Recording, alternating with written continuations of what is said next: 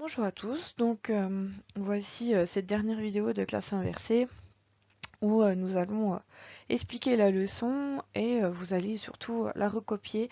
On la réexpliquera encore une fois en classe avant de commencer les exercices.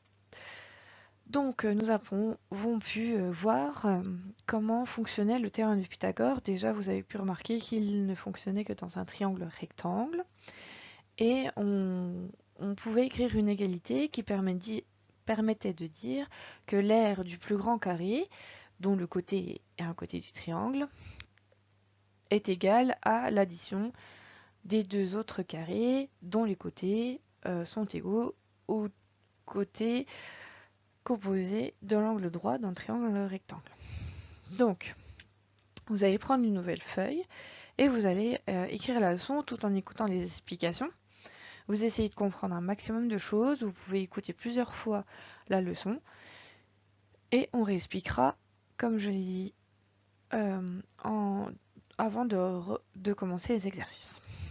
Donc, sur la feuille de couleur que vous avez prise, voici le titre G3, triangle rectangle. Il sera important de bien garder vos leçons pour l'année prochaine. On va faire qu'une partie de la leçon cette année et on continuera en troisième. Donc, comme vous l'avez bien compris, il faut un triangle rectangle pour appliquer le théorème de Pythagore. Donc, vous allez tracer à main levée un triangle où vous pouvez suivre les carreaux. Il est rectanglant A, donc c'est là qu'il y a l'angle droit. Donc, il s'appelle ABC. Et, chose très importante qui va bien définir l'égalité du théorème de Pythagore, c'est l'hypoténuse. Donc l'hypoténuse, c'est en face de l'angle droit. C'est aussi le côté le plus long du triangle. Donc on peut le voir de deux manières différentes. Soit c'est le côté le plus grand du triangle rectangle, auquel cas il faut avoir toutes les mesures du triangle rectangle.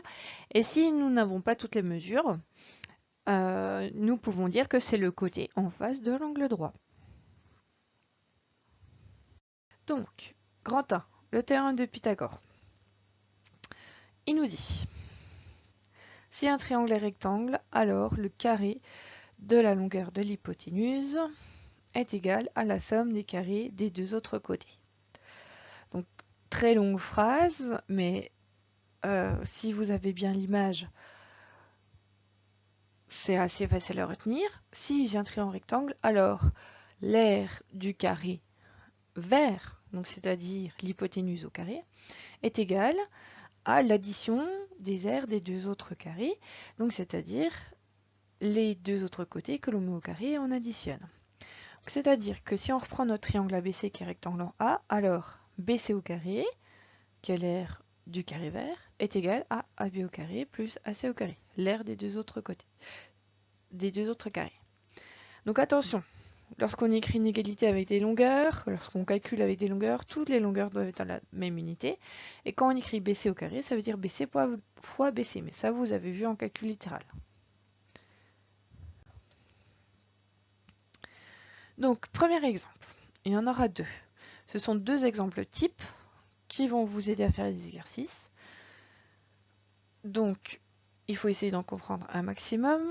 Et au début, vous travaillerez les exercices en regardant les exemples. Puis après, il faudra s'en passer. L'énoncé nous dit que nous avons un triangle rectangle et que nous avons deux longueurs sur 3. Et combien mesure le segment manquant. Donc, le triangle est rectangle en A. Du coup, je peux appliquer le théorème de Pythagore. Parce que la recette du théorème de Pythagore ne s'applique pour un triangle rectangle. Qu'on connaisse les longueurs ou pas, je pourrais très bien l'appliquer avec 3 longueurs connues. Donc par contre, par rapport à l'écriture du théorème, on ne met plus de si. Le si, il a disparu. Donc le théorème de Pythagore nous dit que BC au carré, l'hypoténuse au carré, est égale à l'addition plus des deux autres côtés au carré. Je remplace par les données de l'énoncé. BC au carré, je ne connais pas, je mets BC, égale 3 au carré plus 4 au carré. 3 au carré, je vous rappelle que ça fait 3 fois 3. 4 au carré, 4 fois 4. Ce qui nous donne que BC au carré est égal à 9 plus 16, qui fait 25. Et donc combien fois la même chose égale 25? On connaît nos tables, 5 fois 5, 25. Donc on a trouvé la mesure du segment BC. Alors là, ça va bien puisqu'on connaît nos tables. Mais le jour où on ne connaîtra pas, c'est un peu plus compliqué. Et notamment, c'est l'exemple 2. Donc, ce deuxième exemple, nous avons toujours le même triangle ABC qui est rectangle en A, sauf qu'on connaît l'hypoténuse BC, donc j'ai repris les mêmes longueurs. Donc là, BC vaut 4 cm et AB vaut 3 cm, mais sauf qu'on ne connaît pas cette fois-ci AC. Donc, on n'est plus dans l'hypothèse de si j'ai un triangle rectangle, donc je l'ai. Donc, il n'y a toujours pas de si, je l'ai. On sait que le triangle, il est rectangle, donc du coup, je peux appliquer le théorème de Pythagore qui nous donne la même égalité puisque nous avons le même triangle avec l'angle droit avec la même lettre. Donc, je remplace toujours par les données de l'énoncé. Là, BC, je le connais, donc ça fait 4 au carré. AB, je le connais aussi, ça fait 3 au carré. Et AC, ben, je le laisse comme ça puisque je ne le connais pas.